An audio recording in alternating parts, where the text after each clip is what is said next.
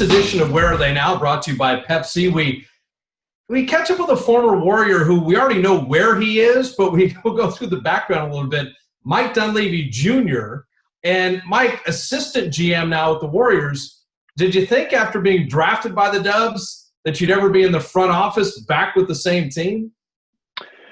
Well, I've been around the NBA growing up with my dad as a player long enough and coach to know that you never cross anything off the list. And we'll take, for example, for me growing up in Milwaukee, Wisconsin, my dad coached for the Bucks, played for the Bucks, and we returned there 4 times. So I know in the NBA, you never cross off the list or turn into a city you've already been.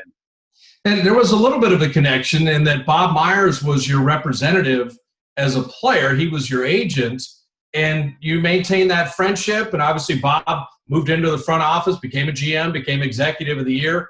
I have to think that friendship was one where when you were looking at personnel situations, that knowing Bob probably helped out a little bit. Yeah, I mean, that was a huge part of it. Bob and I have kept up over the years. And when I got done playing, we were talking, and he was asking me what I wanted to do and what I was interested in. And I told him I didn't necessarily want to coach. I wanted to get on the front office side of things and was going to talk to some teams and whatever. And then I think he called me back like a day later, and he's like, why don't you hold off on talking to some teams? Like, what would you be interested in specifically? And, I knew I wanted to start out and learn the business and things and began scouting for the team about a year or two ago. So that's sort of how it evolved. Well, the Dunleavy family is interesting. Like you mentioned, your dad as a player, as a coach, as an executive. You've got a brother that is an agent, and you've got another brother that was a collegiate coach, still a collegiate coach. Was it something in the family, either watching dad or just among the brothers, that basketball was going to be kind of the vehicle? Was it just always talked about, always ever present in the Dunleavy household? Yeah, I mean, it's kind of all we know. My poor mom, you can imagine dinner tables, what she had to sit and listen through. But we've all just kind of found a way into basketball or back into basketball. And, it's great. It makes for, funny, friendly dialogue on family vacations and phone calls, and now with Zoom and all this stuff. So it's just sort of a quote unquote family business, and we're all fortunate to be involved in it. But it's also, too, we see with Steph and Clay having a dad who was an NBA player. For you, you mentioned Milwaukee, but you win a state title as a high school senior in Oregon. You end up winning a national championship at Duke. I mean, what is it from a young guy where your dad is a professional basketball player? What advantage maybe does that bring to a younger player just seeing what the elite level looks like in that sport? Yeah, that was a huge advantage for me growing up to be able to go to practices with him. You're talking about going to Lakers practices with Magic and Worthy, and when I was in high school, participating in Blazers practices with Sabonis and Wallace and Pippen. And yeah, I mean, that's a quite a basketball education to have growing up. And but I never looked at that. I looked at it as something that was just really enjoyable. Something that was fun to be able to go to the gym with my dad and to be able to bond with him and spend time with him. And it ended up working out well for me and helping me become a professional basketball player. But I always looked at it as just great father-son time.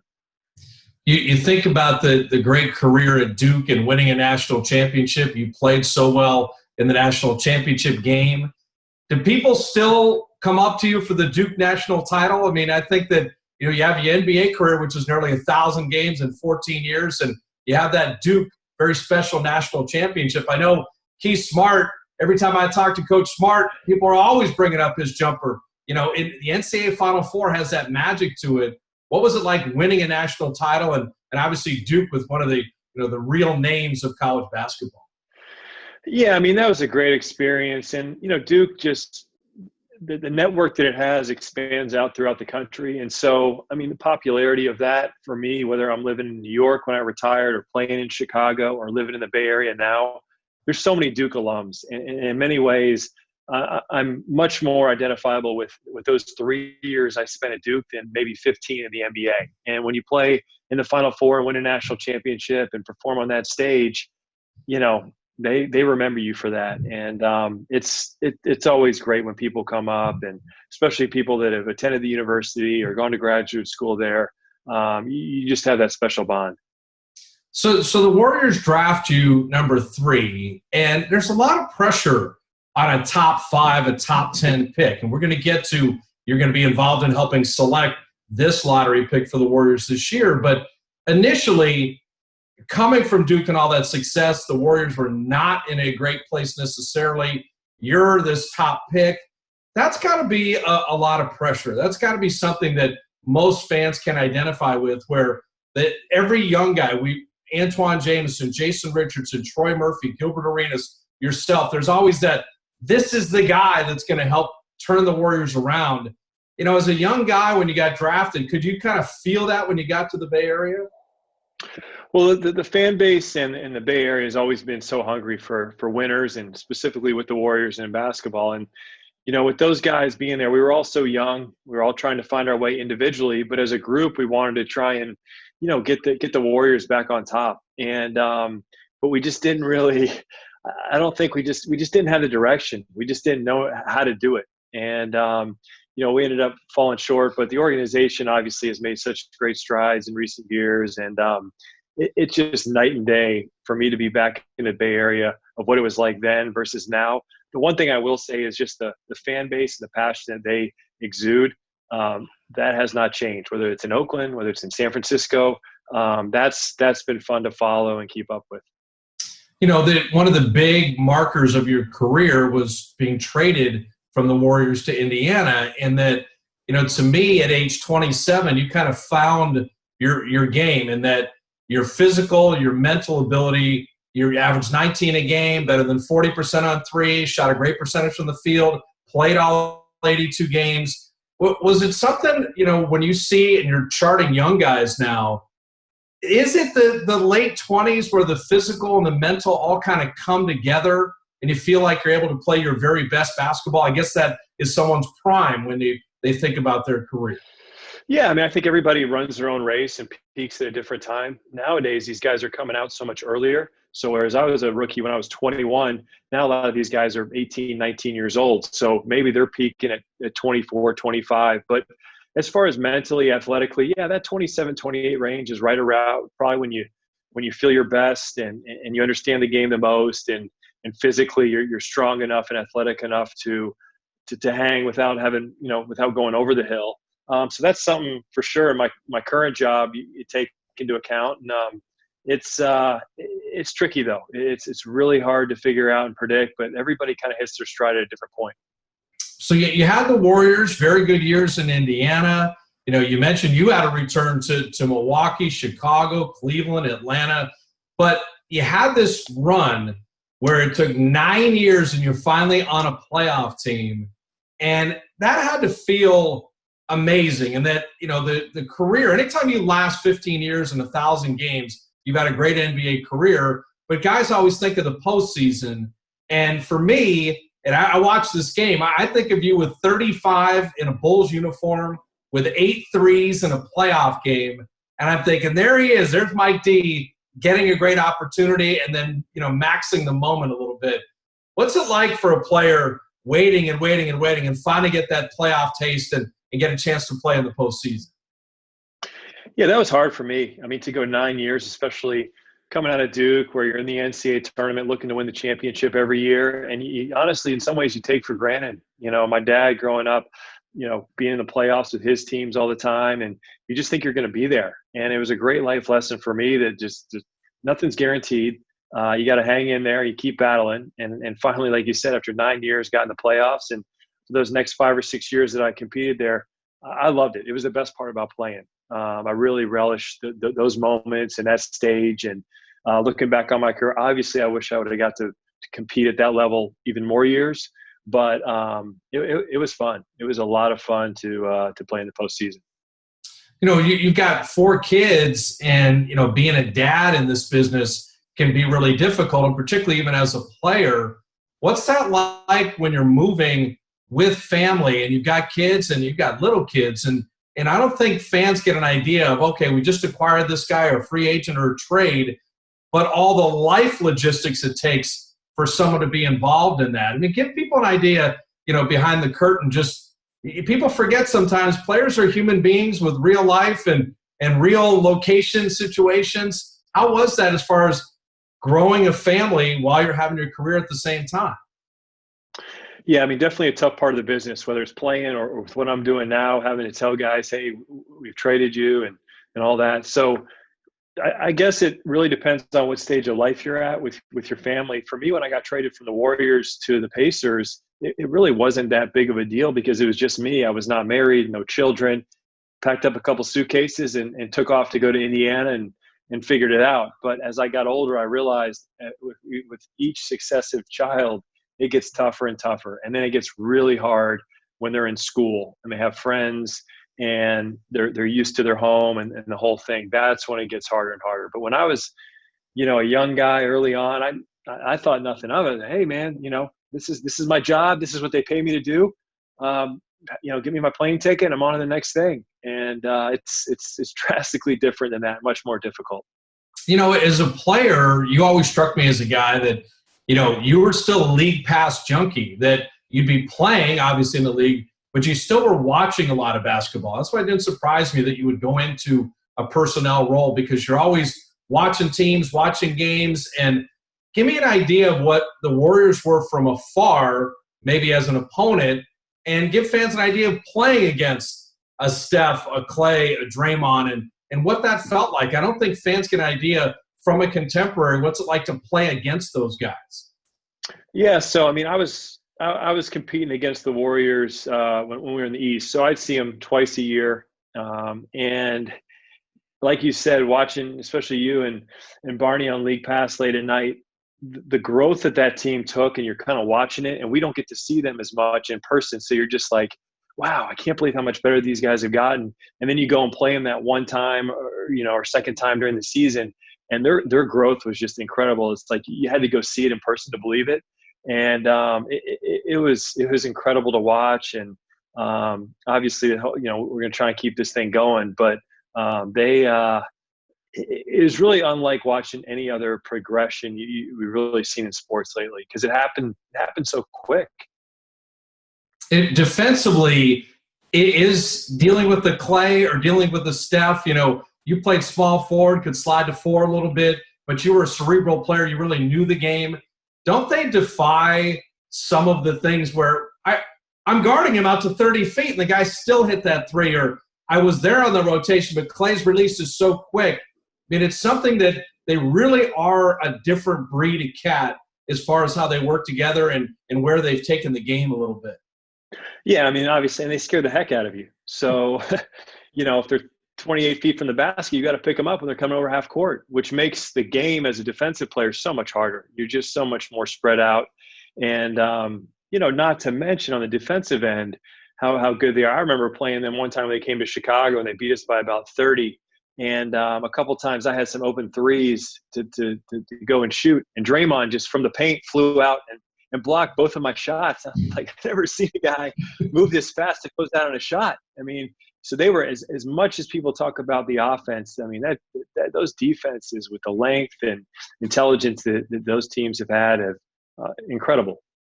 Let's go back to last year's draft a little bit, where you're involved in the Warrior collaborative front office, and you got a unique window into Eric Paschall, because your brother had been part of the staff that coached him at Villanova. How much is there?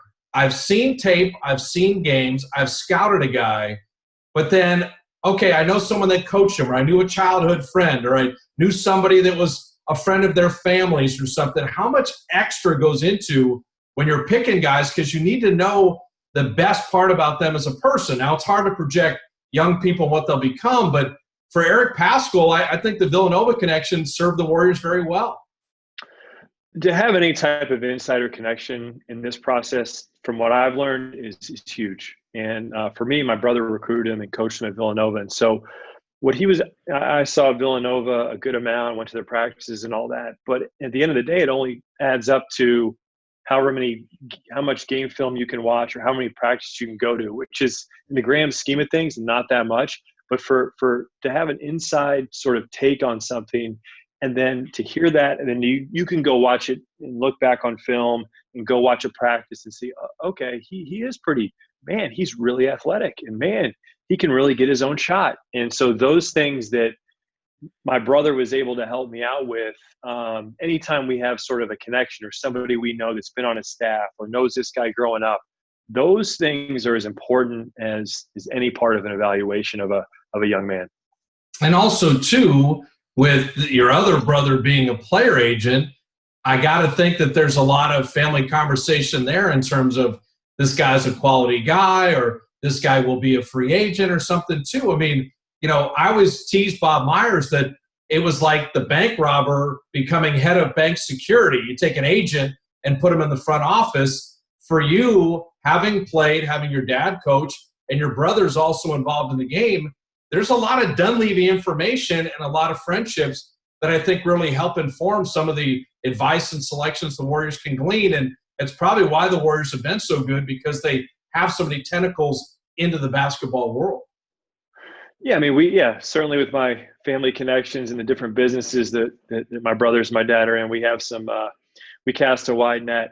But I told my brother, who's an agent, represents players, look, man, for all the times I let up on you and didn't beat you up in the backyard, you better give me a 50% cut on, or 50% off on these free agents, and tell me where every guy's going in the draft. So he owes me.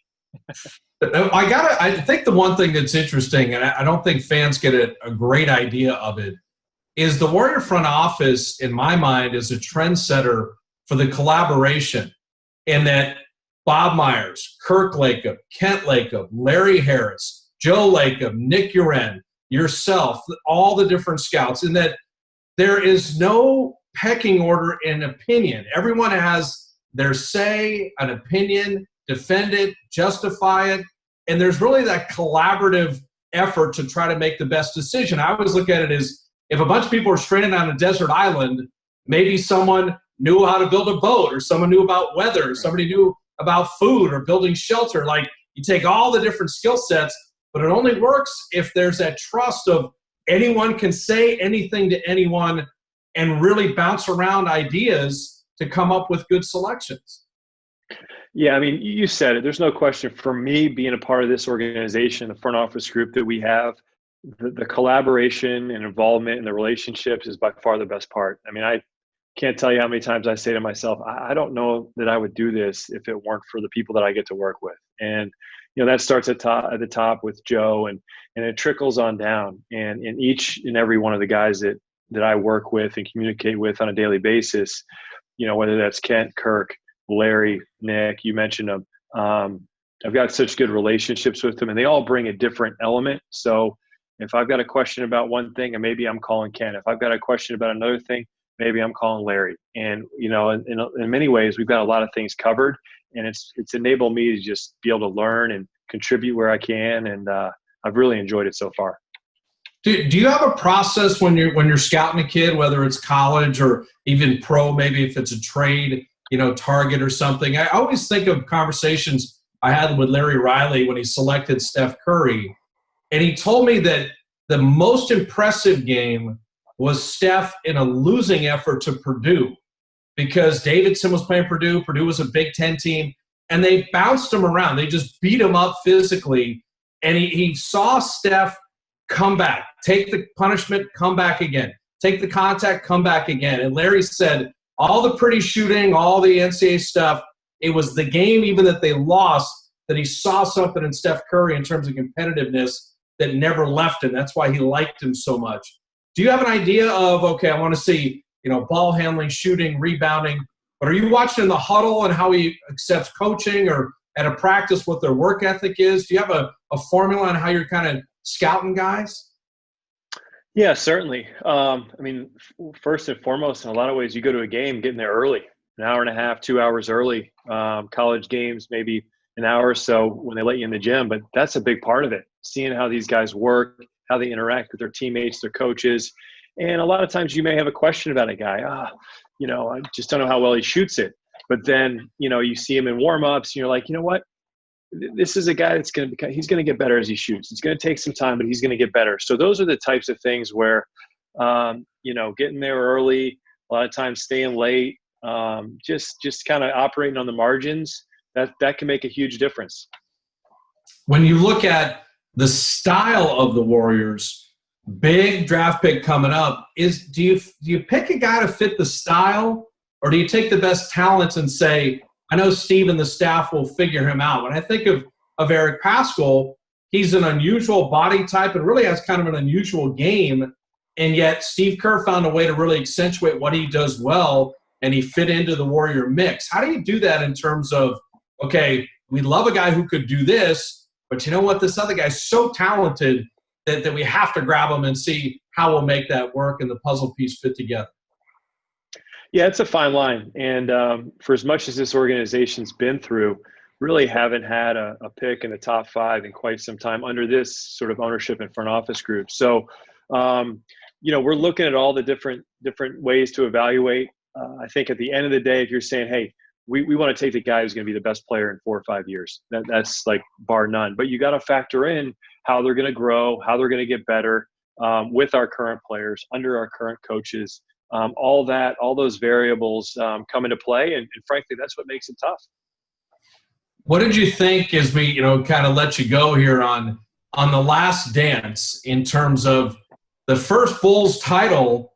Your dad's coaching the Lakers, and so I would imagine if you're watching The Last Dance, one, it gives people an appreciation for Jordan and the Bulls and where they fit into the NBA hierarchy. But you had a little personal connection to that because that Laker Bulls series was Michael's first championship. Yeah, I mean, between that on the front end and then sort of on the back end, the Bulls clinched their 72nd win against the Bucks up in Milwaukee. My dad was the GM of the Bucks then. So all too familiar with Michael Jordan and his beatings back in the 90s. But for me, it was just an awesome walk down memory lane. I mean, this is what I grew up watching, whether it's on VHS or staying up late on, TBS Superstation to catch Jordan score 69 against the Cavs. It was just such an awesome kind of run back down memory lane that, I really enjoyed it. And it was great, like, for my kids who have asked so many questions. One of them was born in Chicago, is a big, says he's a Bulls fan, but he doesn't really know why. Well, he gets to watch this and see, and these guys got a different perspective of it. It was they did a great job with it, and I think everybody really enjoyed it. Well, you also too finished, in a couple of your stops. You ended up being with Cleveland for a little bit with LeBron James, and we lost Kobe, for the NBA family, but Michael, LeBron, Kobe, you mentioned Magic, your childhood with your dad coaching it. These are such iconic people in the history of the sport. And do we appreciate them enough in the current term, or does it take that distance like we had with The Last Dance for Jordan to really realize, wow, this guy was Mount Rushmore as far as where the NBA is? Yeah, as they say, it's just so hard to compare eras. And that was probably the biggest thing that came out of this thing. Everybody wanted to go to, who's better between this guy and that guy, who's the greatest of all time. And it's so tough. I think the best thing you can do is just take a step back, appreciate what you're watching, enjoy greatness, and recognize that it happened in the 90s, in the 2000s. Basketball brings out the greatness in so many athletes over decades. And I think it's just important, whether you're in the 90s watching Jordan or you're watching Steph. It's just that's the beauty of the game. It's entertainment, and that's what it's supposed to be for. You mentioned different eras, and you saw it in The Last Dance, because you're a student of the game. But yeah, the physicality of the Pistons and then the Knicks, and then you had now transitioning, and I'll say that the Warriors started it with the great three-point shooting and pace and space, but also phenomenal defense, positionless basketball, using Iguodala as a Swiss Army knife, sliding Draymond to the 5. Are we ever going to go back and take a left turn to size and physical play, or is it the Rockets shooting a gazillion threes, just the math of the game, the three-point shot, and the finding the Giannis Antetokounmpo type of players that we're not, the big brawny guys may not ever find a place back in basketball? Or is there always a course correction that you think, hey, okay, to get these little guys that shoot a bunch, I'm going to go with big size guys, rebound and knock them around a little bit? Do you think the game ever has a flow back to some of its physical history? Yeah, I mean, we'll see. At the end of the day, it's a copycat league. So if a couple teams, say now, who have dominant centers, dominant big men, can break through and win a couple championships, then you may see a shift back towards structuring your team around that. The other thing that comes into play is rule changes. The rule changes have constantly over time affected defenses, how you play offense, that type of thing, and how much of physicality is allowed, how much isn't. So those are sort of the things that I think you monitor in terms of how the game is changing and evolving. And it's the best part is nobody knows. And so that's why you watch and you follow and you see what's next. And a lot of people try and predict it and foresee it, but that's hard to do. Well, Mike, it's great having you on Where Are They Now, brought to you by Pepsi. And, I think part of an organization when they bring an O'Donnell Foyle, Zaza Pachulia, bring yourself back, is that there are different eras and different years, but, you can't forget your history and the people that were part of it. And I think that, you hit on it as a player here and as an opponent, that the fervor for basketball in the Bay Area, I don't know if it's the 2 football teams, the 2 baseball teams, but the 1 basketball team, Dub Nation is vast, and they are ferocious, and they really love their team and are so into it. And I think for you to be in the part of the Brain Trust now is a nice circle all the way around. To see you as a married guy with 4 kids, but still in the family basketball business, there's no better spot for you to be than right here with the Dubs. I mean, this has got to be a fun thing for you and the beginning of kind of your personnel career on top of a really nice playing career. Yeah, I mean, you said it all, Fitz. I'm really happy to be back and enjoying my time in the Bay Area, both living as a parent and also working for the Warriors, a brand new arena and so much success. So it's I'm truly lucky and very appreciative. Well, thanks, Mike, for taking the time. We certainly appreciate it. All right, thank you.